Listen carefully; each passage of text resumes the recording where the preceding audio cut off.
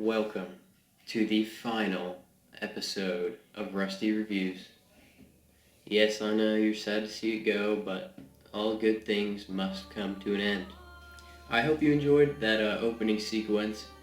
I've had those videos saved for quite some time. Haven't really showed a lot of people, but you gotta let it out sometimes. But with that, you should be able to tell what game that I'm going to be reviewing. That's right, Until Dawn. Released in 2015 to generally positive reviews, which makes absolutely no sense to me. I think this game is the single most underrated game of the last 2 decades.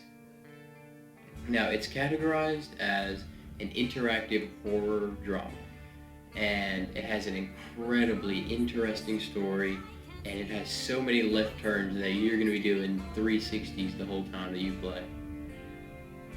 Now, this game has lots of jump scares, some effective,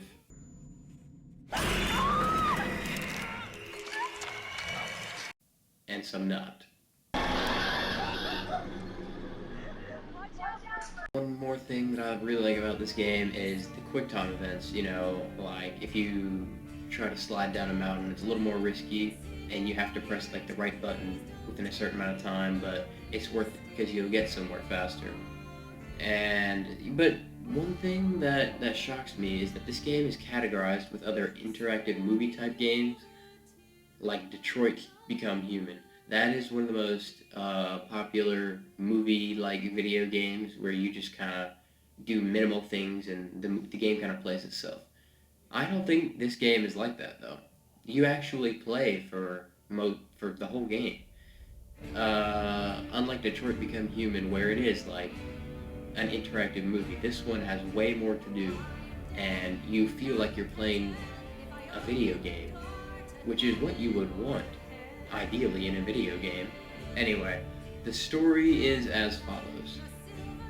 2 girls who are sisters die on a snowy mountain while they're having like a get-together with their friends, with a big group of friends. And 1 year later, the brother of the 2 siblings that died invites the friends back as like a, not like a ceremony, but like a celebration of their life, I guess you could say. But they all find out very quickly that there's something evil after them.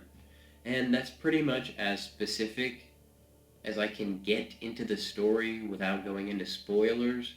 As it turns out though, the brother wants to seek revenge, so he plays an elaborate prank on the rest of the people where he pretends to be a serial killer and makes them think that they're getting hunted down one by one.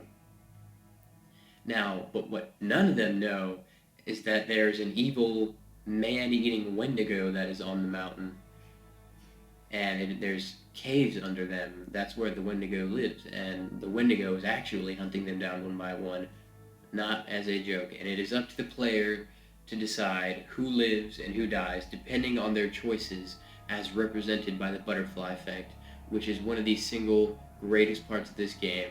The butterfly effect is so well made, and it is so interesting. You get to see every choice you made throughout the game, all lined up on one screen. And you get to see what caused what and how the story progressed and how your choices influence things. This game is separated into 10 separate chapters, and in between every single chapter, it'll tell you what chapter you're on after you finish it. And in between each one, you talk to like a therapist in like a room, and it's like sort of like a dreamlike sequence, and you don't really know what is going on or who you are, because this is the only part of the game that takes place in first person. But that is a very interesting part of the game. And one last thing that I really do like about this game is just it's the feeling of freedom that the player gets by making their own decisions, and that can come down to small menial decisions like whether you walk left or walk right, and that could mean nothing. That could just mean there's a totem pole on the ground on the left, and there's nothing on the right. But the choices can also be much more complicated and game-changing, like who you want to give a flare gun to in a very heated situation.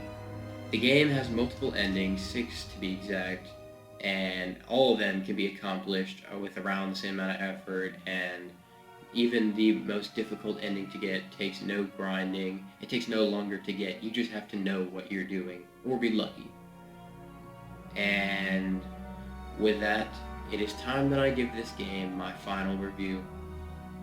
To some surprise, well, to most people's surprise, I'm going to give this game a Rusty review all-time high at a 9.6 out of 10.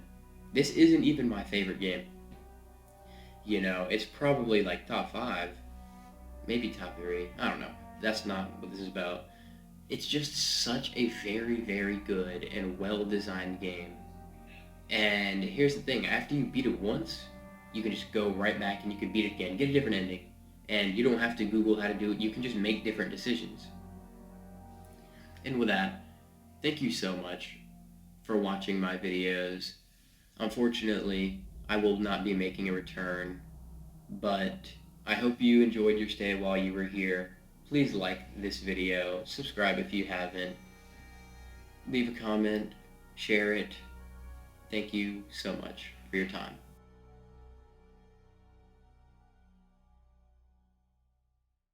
Totally promise I won't murder you when